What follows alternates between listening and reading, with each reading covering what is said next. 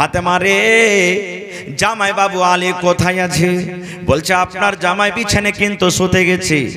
নবী আমার বললেন, এ ফাতেমা আলী, তোমরা যেমন ভাবে শুতে আছো তোমরা থাকো, তোমরা দুজনই বিছানে শুতে থাকো, আমি তোমাদের কাছে আমি চলে আসছি, ঘরে আসছি। এবার নবীজি আমার ঘরে চলে গেলেন। ওরে সুবহানাল্লাহ, মা ফাতেমা বলেন আমরা চার পাই অর্থাৎ খাটে আমরা শুতে আছি। এক সাইডে আমি ফাতেমা শুতে আছি, এক সাইডে আমার আলী আমার স্বামী শুতে আছে। আমাদের দুজনের মধ্যখানে আমার আব্বা জান কিন্তু বসে গেলেন।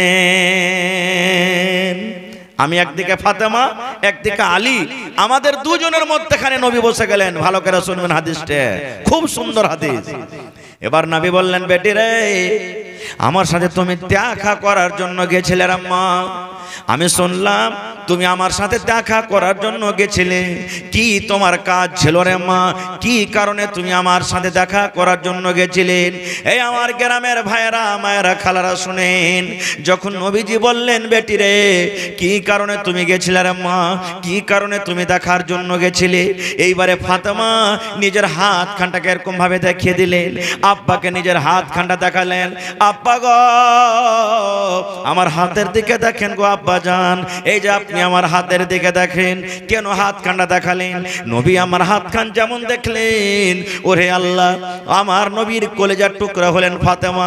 নবী বলেছেন আমার ফাতেমাকে যে কষ্ট দেয় নবী আমাকে কষ্ট দিল, আমার ফাতেমাকে যে ভালোবাসে নবী যেন সে আমাকে ভালোবাসলো। এবার নবী যখন দেখলেন ফাতেমার হাতে ছোট ছোট হয়ে ফোঁসা পড়ে গেছে, ফাতেমার হাতে ফোঁসা পড়ে আছে, ফাতেমার হাতে সাদা সাদা হয়ে ফোঁসা পড়ে আছে, কোনোটা ফোঁসা গলে গেছে, কোনোটা ফোঁসা কিন্তু এখনো গলেনি, হাতটা রক্তে রক্তিত হয়ে লোহলাহান হয়ে আছে।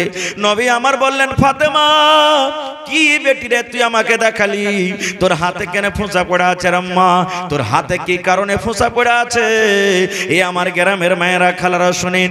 এইবারে নবীজের বেটি ফাতেমা বলছেন, আব্বা গো, আপনার আমার স্বামীর বাড়িতে অর্থাৎ আপনার জামাইয়ের বাড়িতে কাম কাজ করে করে জাতা পিছে পিছে, ইন্দারা থেকে কানে পানি তুলে তুলে, কুয়া থেকে পানি তুলে তুলে, জাতা পিছে পিছে আমার হাতে কিন্তু ফোঁসা পড়ে গেছে।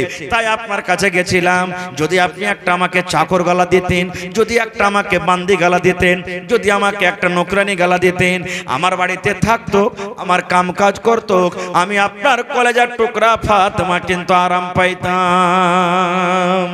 আমি শুনেছি আপনি লড়াই করে অনেক দাস দাসী পেয়েছেন, যদি একটা সেই দাস দাসী গালা আমাকে দিতেন আমার কিন্তু কত আরাম হতো। নবী তখন বলছেন, ফাতেমা একটা কথা বলবো রে মা। বলছে, কি আব্বা?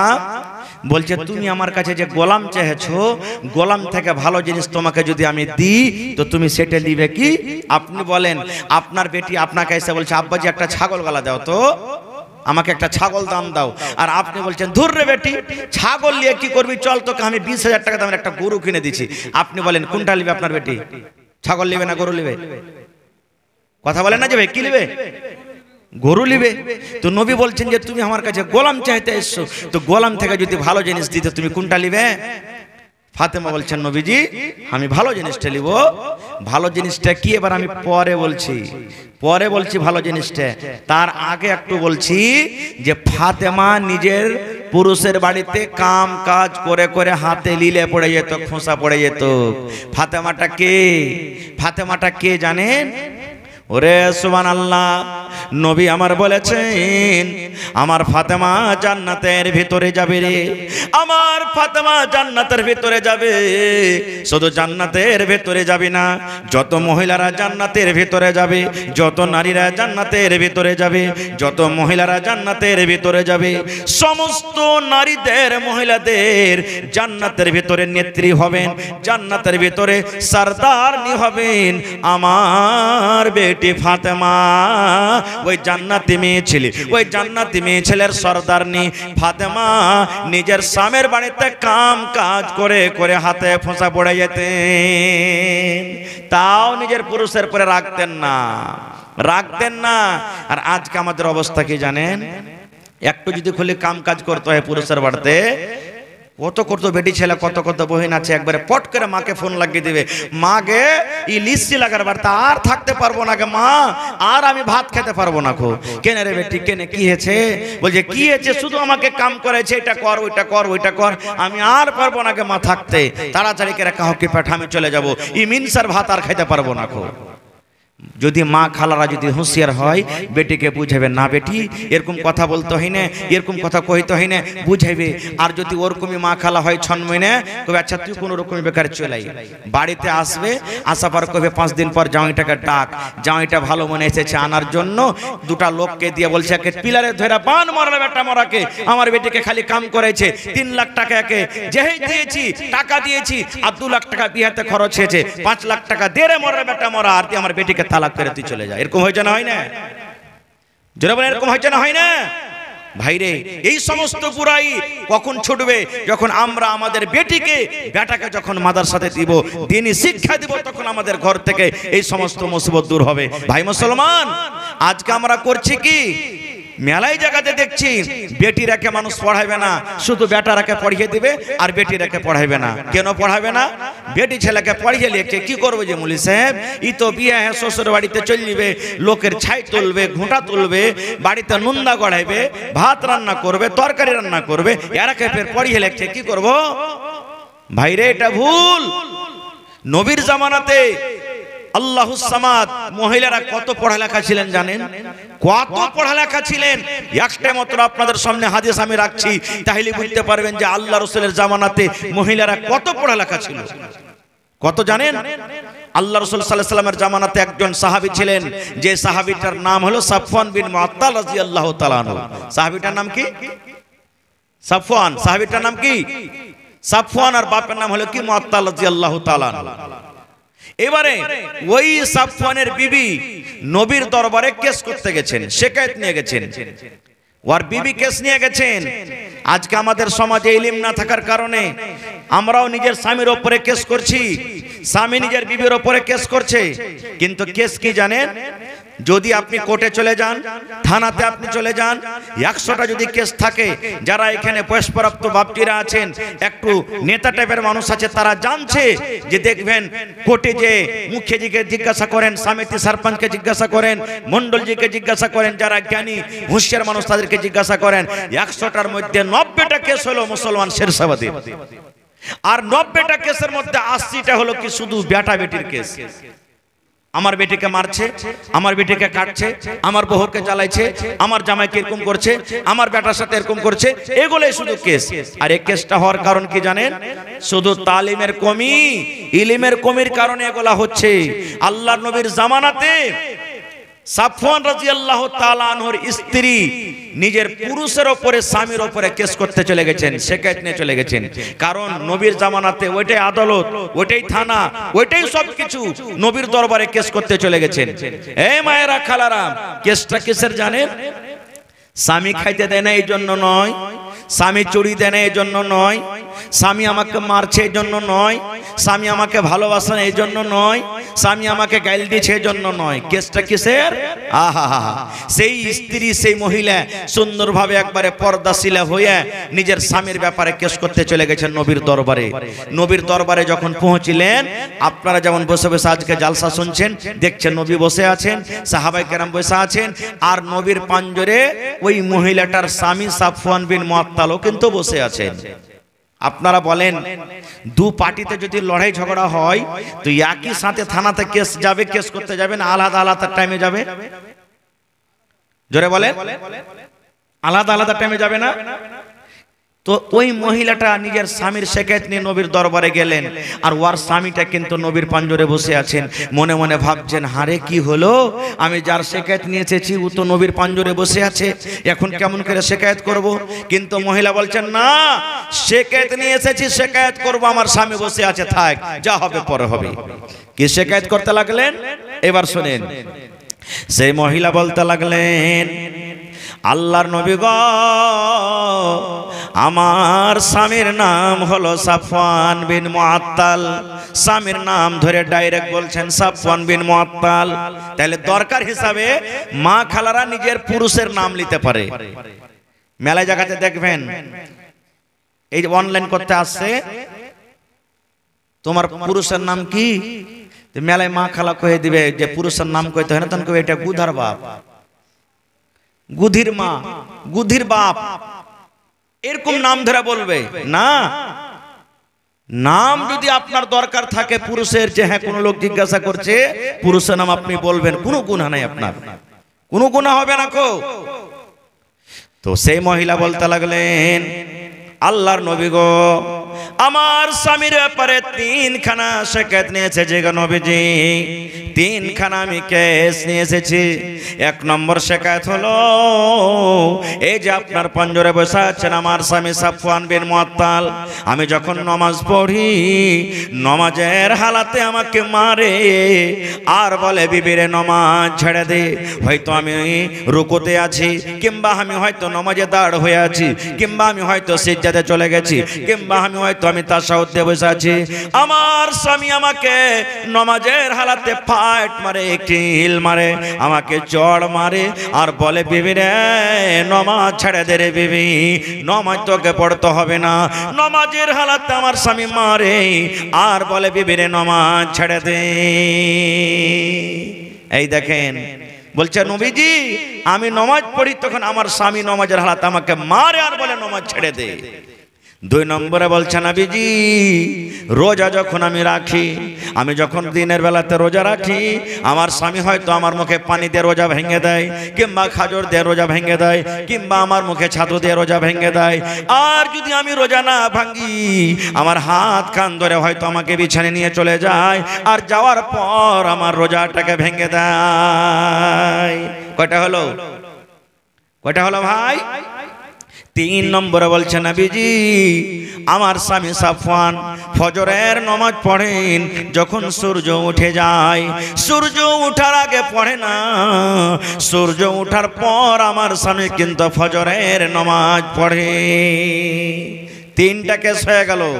এক নম্বরে নবীজি আমি যখন নামাজ পড়ি, নামাজ হালাতে আমার স্বামী মারে আর বলে নামাজ ছেড়ে দে।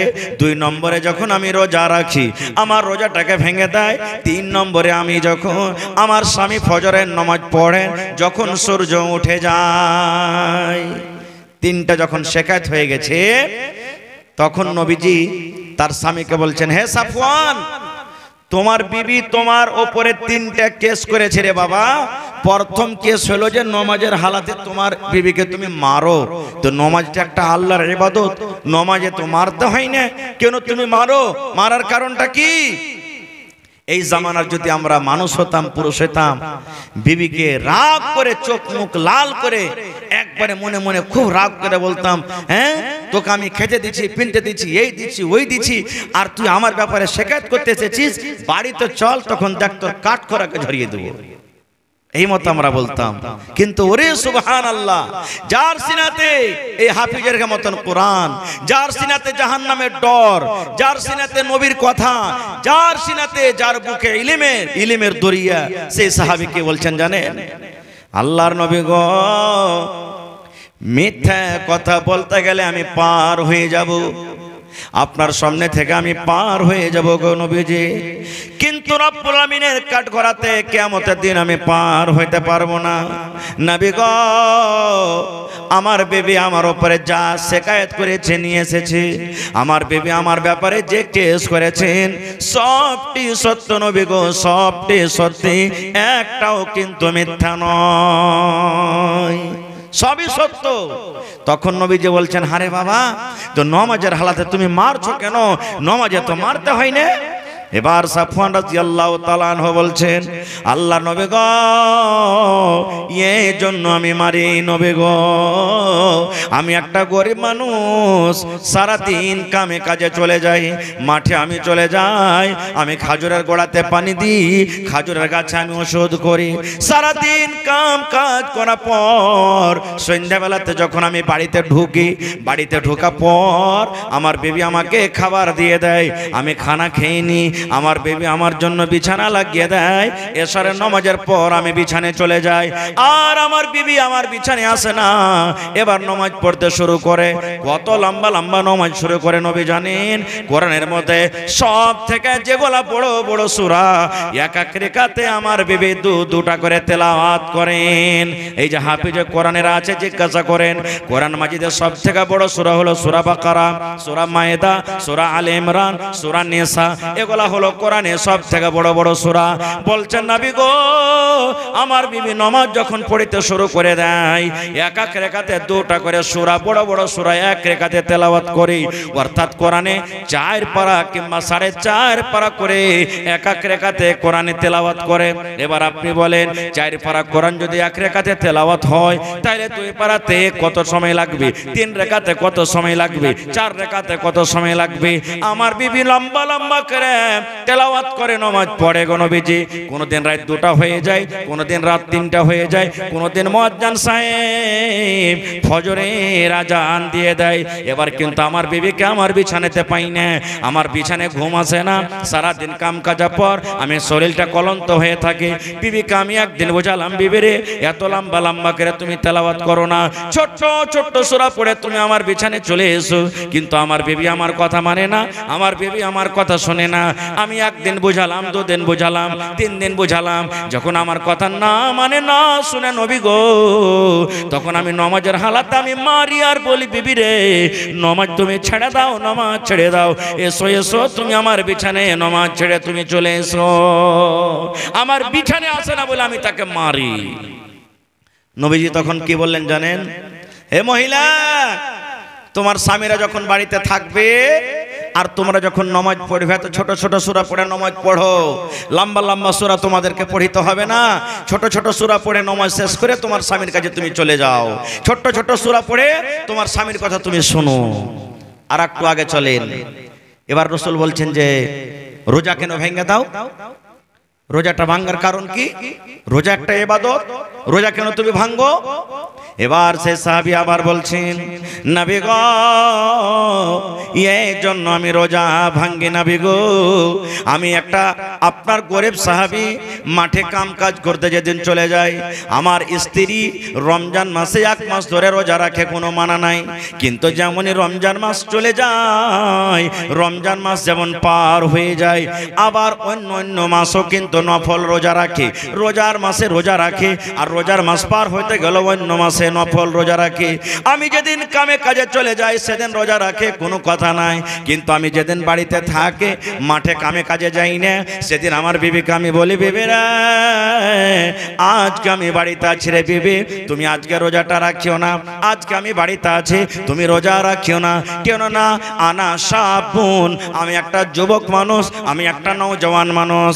এবার বিবিকে বললাম, বিবি রে তুমি রোজা রাখিও না, আজকে আমি বাড়িতে আছি। কিন্তু আমার বিবি আমার কথা মানে না, আমার বিবি আমার কথা শোনে না, আমার কথা না মানে সেই দিন কিন্তু রোজাটা রাখে। এবার যখন রোজাটা রাখে, আমি তখন কি করি? আমার কথা না মানার কারণে ওর রোজাটাকে তখন আমি ভেঙে দিই। হয়তো আমি তাকে বিছানে নিয়ে চলে যাই, কিংবা হয়তো তার মুখে আমি ছাদু দিয়ে দিই, হয়তো আমি তার মুখে পানি দিয়ে দিই, হয়তো আমি তার মুখে খাজুর দিয়ে দিই। আমার কথা না মানার কারণে নফল রোজা রাখে, এই জন্য আমি তার রোজাটাকে ভেঙে দিই। নারে তাকবীর। এবার নবীজিকে বললেন জানেন, রে আল্লাহর বান্দি, তুমি যখন নফল রোজা রাখবে রে আল্লাহর বান্দি, আর তোমার স্বামী যদি বাড়িতে থাকে, তোমার স্বামীর কাছে তুমি পারমিশন নিয়ে নাও, তোমার স্বামীর কাছে তুমি ইজাজত নিয়ে নাও। তোমার স্বামী যদি বলে হ্যাঁ বেবেরে তুমি রোজা রাখো, তাহলে তুমি রোজাটা রাখিও। আর তোমার স্বামী যদি বলে না আজকে আমি বাড়িতে আছি, তোমাকে নফল রোজা রাখতে হবে না, তাহলে কিন্তু তুমি খবরদার রোজা রাখিও না। হাদিসটা লম্বা, আমি ছোট করে বললাম। এবার আপনাদেরকে একটা প্রশ্ন করি, প্রথমে সেই সাহাবী নিজের বিবিকে নামাজের হালাতে মারতেন, কারণটা কি মারার বলতে পারবেন? কেন মারতেন বলেন, কেন মারতেন? জি, স্টেজ থেকে জবাব চলে এসেছে, আপনারা সামনে থেকে বলেন তো, সেই সাহাবী নিজের বিবিকে নামাজের হালাতে কেন মারতেন? বুঝতে পারেননি মনে হয় নাকি? মানে বসে আছেন এখানে আর দিমাগটা হয়তো উড়ে বেড়েছে কোনটি নাকি? সুবহানাল্লাহ। নমাজে লম্বা তেলাওয়াত করার কারণে মারতেন নাকি? নাকি জি ভাই? নমাজে লম্বা তেলাওয়াত করার কারণে। আর কেন হবে না? এক রেখাতে যদি 4 পারা করে কোরআন পড়ে, আজ আমরা তারাবির নামাজ যদি পড়ি আর ইমাম সাহেব হাফিজ সাহেব যদি একটু খালি লম্বা করে দেয়, নমাজের পরই একবারে 10 জন কমসে কম গেল, ওরে মুলবির তো কোনো কাম কাজ নাই, তো একবারে ধরছে তো মনে লম্বা চালিয়ে চলিয়েছে। এই কথাটা আমরা বলবো। তো এবার আপনি বলেন, যে মহিলাটা যদি এক রেখাতে 4 পারা 4.5 পারা করে কোরআন পড়ে, তাহলে তার কত কোরআন মুখস্থি আছে ভাবে দেখেছেন? কত কোরআন মুখস্থি আছে? আর আমার আপনার বাড়িতে আমার মা বেটি বহিন যারা আছে, কয়টা মা খালা কোরআন মুখস্থি করেছে? আমার মনে হয় এই জামানার বেটি ছেলেরা বহিনেরা আম্মা পরাম কোরআন মুখস্থি করছে হালকা ফুলকা করে, না তো আগে কাল মায়েরা খালারা তেরা কোরআন কোন রকম পড়েছে কিন্তু মুখস্থি করেনি। আর ওরকে দেখবেন যখন গীত গাইতে লাগবে বেটা বেটির পোতালাতির, একবারে এরকমই মজাক করে করে কইবে, আরে লিস্তি লাগানিটা তোরা কি গীত জানিস? এমন এমন গীত জানি রে মাগিরা কইতে লাগি তো 2 রাত 3 রাত কাটিয়ে দেবো, শেষ হবে না গো। এই দেখেন, তাহলে হাদিস থেকে কি বলতে পারলাম? সেই জামানা তো মহিলারা কোরআন তেলাওয়াত করেছিলেন, কোরআন মুখস্থি করেছিলেন, তো আজকে কেন আপনি আপনার বেটিকে কোরআন পড়াইবেন না? কেন কোরআন পড়াইবেন না? আর একটু আগে চলেন, সেই মহিলা রাখলেন না, নবীর দরবারে কেস করতে গেলেন, কিন্তু উল্টা তার ফয়সালা হয়ে গেল। কেন?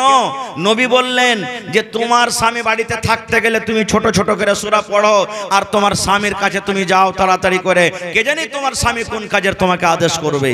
মহিলা, তোমার স্বামী বাড়িতে থাকলে তুমি নফল রোজা করিও না, কেন? হইতে পারে তোমার স্বামীর সাথে দিনের বেলাতে তোমার কোনো দরকার হইতে পারে।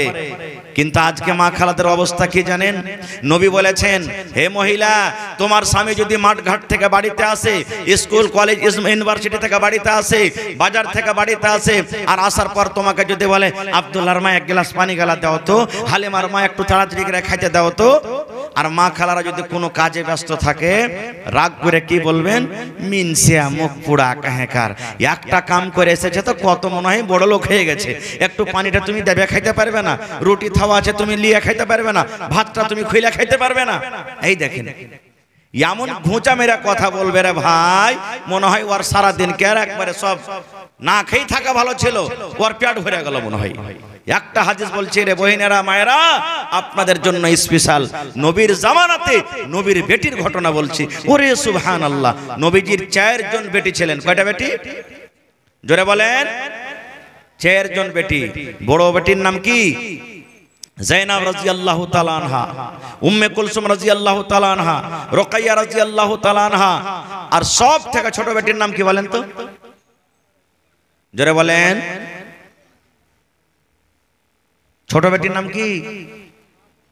ফাতেমা রাদিয়াল্লাহু তাআলা আনহা। কত সুন্দর সুন্দর নাম। আর আমাদের বেটির নাম কি জানেন? এর নাম রিঙ্কি, এর নাম পিঙ্কি, এর নাম চিঙ্কি, এর নাম কালনি, এর নাম কুড়হানি, এর নাম ঝাইটনি, এর নাম ছাইতনি। এগুলা নাম, এই নামগুলো আমরা রাখছি। এই দেখেন, আমাদের দ্বীনি জ্ঞান না থাকার কারণে আজকে আমরা মোবাইলে যা দেখছি সেই নাম আমরা রাখছি। একদিনকার ঘটনা, নবীর জামাইয়ের নাম হলো হযরত আলী রাদিয়াল্লাহু তাআলা আনহু, ছোট জামাইয়ের নাম। বেটির নাম হলো ফাতেমা রাদিয়াল্লাহু তাআলা আনহা। আব্বার বাড়িতে, ওরে সুবহানাল্লাহ, কোন কামে কাজে কে এসেছেন? মা ফাতেমা রাদিয়াল্লাহু তাআলা আনহা এসেছেন দেখা করার জন্য। আজকে আমাদের বেটিরা নিজের বাপের বাড়ি যায় না? যাচ্ছে কি যায় না ভাই? আসে, যায়। আমাদের বিবিরাও নিজের মায়ের বাড়িতে যায়, আপনাদের বিবিরাও যায়, আপনাদের বেটিরাও আপনাদের সাথে দেখা করতে আসে। আসে না? আসে না? নবীর বেটি ফাতেমা নবীর সাথে দেখা করার জন্য গেলেন। ভালো করে শুনবেন, এই চাপি গ্রামের মায়েরা, খালারা, বহিনেরা দেখা করার জন্য গেলেন। যেই টাইমে নবীর বাড়িতে গেলেন দেখা করব বলে আব্বার সাথে, ওই টাইমে নবীজি বাড়িতে নেই। হয়তো কোনো তাবলীগের কাজে, কামে, মাঠে মাঝে কোনো জায়গাতে গেছেন, কোনো কামে গেছেন, বাড়িতে নেই। বাড়িতে কে আছেন? নবীজির একজন স্ত্রী, যেটা হলো মা ফাতেমার সতার মা, মা আয়েশা রাদিয়াল্লাহু তাআলা আনহা বাড়িতে আছেন। সহি ঘটনা, সহি হাদিস। মা ফাতেমা বলছেন যে মা, আব্বা বাড়িতে নেই। মা আয়েশা বলছেন, না রে বেটি, তোমার আব্বা বাড়িতে নেই তো কি কথা আছে বলো, তোমার আব্বাকে আমি জানিয়ে দিব। বলছেন না, আব্বা থাকলে বলতাম, আমি চলে গেলাম। এই দেখেন মায়েরা, দেখেন তখনই ফাতেমা রাদিয়াল্লাহু তাআলা আনহা আব্বা নাই বলে একবারে সাথে সাথে নিজের স্বামীর বাড়ি চলে গেলেন। এক মিনিটও বাড়িতে থাকলেন না। স্বামীর বাড়ির কাম, স্বামীর বাড়ির জিম্মেদারি তার মাথাতে কতখানি ছিল দেখেন। এটা বললেন না ফাতেমা, আচ্ছা আব্বা নাই তো 2 ঘন্টা বসি, আব্বা নাই তো 3 ঘন্টা বসি, আব্বা নাই তো এই বেলাটা বাড়িতে থেকে যাই, তখন আমি যাব নিজের স্বামীর বাড়িতে। না, আব্বা নাই তো আব্বার সাথে পরে দেখা হবে, কিন্তু আমি এক্ষুনি চলে যাব নিজের পুরুষের বাড়ি। কেন হইতে পারে আমার সাথে যদি আমার স্বামীর কোনো দরকার থাকে, আর আমাকে যদি না পাই তো তার মন খারাপ হয়ে যাবে। চলে গেলেন। নবীজি যখন সন্ধ্যাবেলাতে বাড়ি এলেন, তখন মা আয়েশা বলছেন, নবীজি একটা কথা জানেন? বলছেন কি? বলছে ফাতেমা এসেছিল আপনার সাথে দেখা করার জন্য, আপনার কলেজার টুকরা আপনার ফাতেমা এসেছিল। ওরে আল্লাহ, নবীজি বেটিকে কত ভালোবাসতেন, সুবহানাল্লাহ।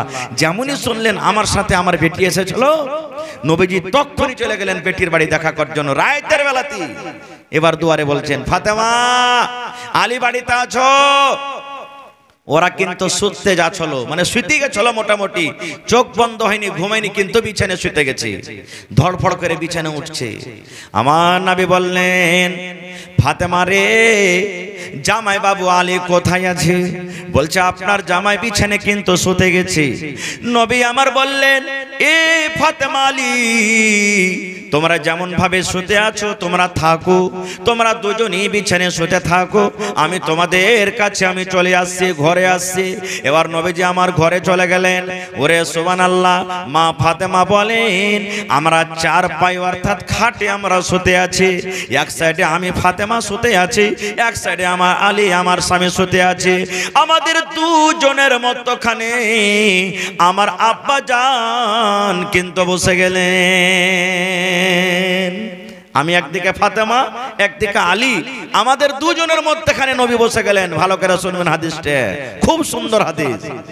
এবার নবী বললেন, বেটি রে, আমার সাথে তুমি দেখা করার জন্য গেছিলে আম্মা, আমি শুনলাম তুমি আমার সাথে দেখা করার জন্য গেছিলে। কি তোমার কাজ ছিল রে মা?